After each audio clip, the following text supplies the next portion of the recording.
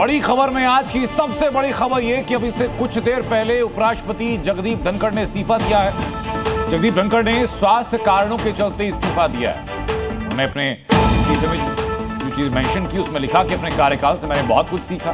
प्रधानमंत्री और मंत्री परिषद का मैं आभार व्यक्त करता हूं। और ये उनके इस्तीफे की कॉपी है जो उपराष्ट्रपति पद से इस्तीफा देते हुए जगदीप धनखड़ ने महामहिम को भेजी है।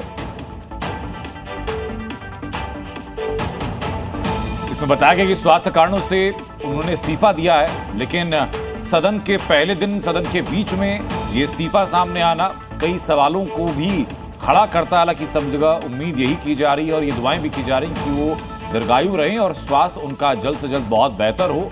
लेकिन उपराष्ट्रपति का मानसून सत्र के पहले ही दिन ये इस्तीफा दिया जाना राजनीतिक तौर पर बहुत सहजता के साथ स्वीकार्य आम लोगों को शायद ना हो, इतनी सहजता के साथ जितनी सहजता के साथ ये रेजिग्नेशन लेटर आज आया है। हालांकि आज सुबह ही अपने कार्यकाल का दायित्व निभाते हुए उन्होंने जो न्यूली इलेक्टेड या नॉमिनेटेड मेंबर ऑफ राज्यसभा हैं उनको शपथ भी दिलाई। लेकिन उसके बाद अचानक से खबर सामने आती है कि उपराष्ट्रपति ने अपने पद से इस्तीफा दे दिया है और लगभग से 34 मिनट पहले अपने सोशल साइट एक्स पर भी इसी इस्तीफे को उन्होंने पब्लिश किया है। और इसमें जो तीसरा पैराग्राफ है वो अपने आप में बहुत महत्वपूर्ण है। वो जो उनकी सहृदयता दिखाते उन्होंने कहा कि I express my deep gratitude to the honourable prime minister and council of ministers, prime minister cooperation and support have been invaluable. I have learn much during my time in office.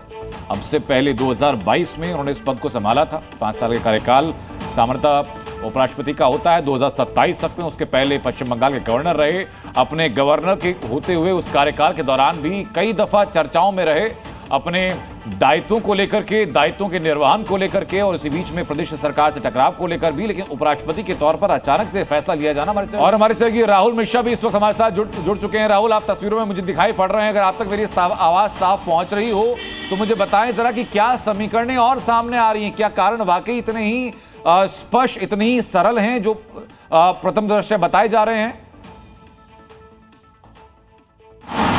देखिए, जो उन्होंने letter में लिखा है, letter में उन्होंने लिखा है कि स्वास्थ्य कारणों का उन्होंने हवाला दिया है कि स्वास्थ्य कारणों की वजह से जगदीप धनखड़ उन्होंने अपना इस्तीफा यहाँ पर दिया है। लेकिन जो जानकारी भी मिल रही है कि कुछ और भी कारण हो सकते हैं, लेकिन ये देखना होगा कि आखिर में क्या कारण रहे हैं उनके इस्तीफा देने के, क्योंकि 3 साल उनके अभी भी कार्यकाल के यहाँ पर बाकी थे।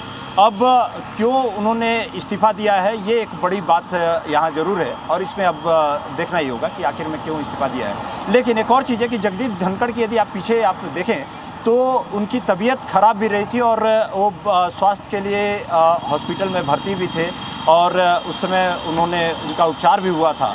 तो जो अभी दिया है उन्होंने, जो लेटर में लिख करके और डाला है उन्होंने सबको धन्यवाद भी दिया है, चाहे वो साथी संसद सदस्य हों, प्रधानमंत्री को यहाँ पर धन्यवाद दिया है। सभी को धन्यवाद देने के साथ उन्होंने अपने स्वास्थ्य कारणों को मेन इशू बताया है कि स्वास्थ्य कारणों की वजह से यहाँ पर उनको इस्तीफा यहाँ पर देना पड़ रहा है। लेकिन सवाल इसलिए उठ रहे हैं क्योंकि अचानक से ही ये इस्तीफा यहाँ पर दिया गया है उनके द्वारा में, तब जब संसद का सत्र शुरू हुआ है और उस समय उनके पहले ही जब इनके द्वारा इस्तीफा जब दिया गया है तो सवाल यहाँ पर उठ रहा है। लेकिन जो लेटर में अभी पहले यदि आप देखा जाए तो उसमें सीधे तौर पे उनका तरफ से लिखा गया है कि ये स्वास्थ्य कारणों की वजह से उनके द्वारा इस्तीफा दिया जा रहा है। उनके आप तमाम आप देखेंगे जिस तरीके से जगदीप धनखड़ का आप संसद में उनकी जिस तरीके से साथी सदस्यों को व्यंग के तौर पे भी आप देखें या आप तीखी नोक झोंक के तौर पर भी देखें, आपने देखा भी होगा कि आप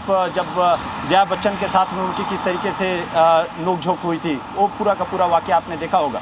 तो ये पूरा का पूरा उनका टेनियर आप देखें बेबाक छवि के हैं। और लेकिन अब जो इस्तीफा दिया है ये ज़रूर देखना होगा कि संसद सत्र शुरू होने के समय ही उस समय जाकर के इन्होंने क्यों जाकर के इस्तीफा दिया है। और लेकिन लेटर के तौर पर यदि देखा जाए तो उनको स्वास्थ्य कारणों की वजह से ही इन्होंने अपना एक और बुनियादी जानकारी आपसे चाहूंगा, अगर इस बारे में कोई स्पष्ट जानकारी फिलहाल सामने आती है, क्योंकि सामान्यतः ये संविधान कहता है कि उपराष्ट्रपति अपने कार्यकाल की समाप्ति के बाद भी तब तक अपने दायित्व का निर्वहन करते हैं जब तक कोई और उस दायित्व को नहीं संभाल लेता। लेकिन ये जो रेजिग्नेशन लेटर जगदीप धनखड़ जी ने दिया है उसमें विद इमीडिएट इफेक्ट का ये साफ साफ लिखा गया है।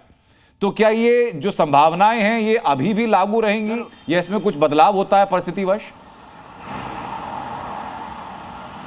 नहीं, देखिए, ये केवल एक उपराष्ट्रपति के तौर पे ही नहीं है। आप यदि देखें तो आप जब प्रधानमंत्री का यदि आप देखें तो जब चुनाव हो जाता है, चुनाव होने के बाद भी प्रधानमंत्री तब तक रहते हैं जब तक कि नई सरकार नहीं बन जाती है या तब तक नई सरकार का गठन नहीं हो जाता है। उसी तरीके से यदि आप देखें तो उपराष्ट्रपति के तौर पर भी इन्होंने जब बात वो वहाँ पर लिखा है कि इमीडिएट अफेक्ट लिखा है, सीधे तौर पे यहाँ पे आखिर में क्या कारण था कि क्या इतने ज़्यादा क्या इनका स्वास्थ्य कारण था कि जिसकी वजह से इमीडिएट अफेक्ट पे इन्होंने अपना रेजिग्नेशन यहाँ पर दिया है।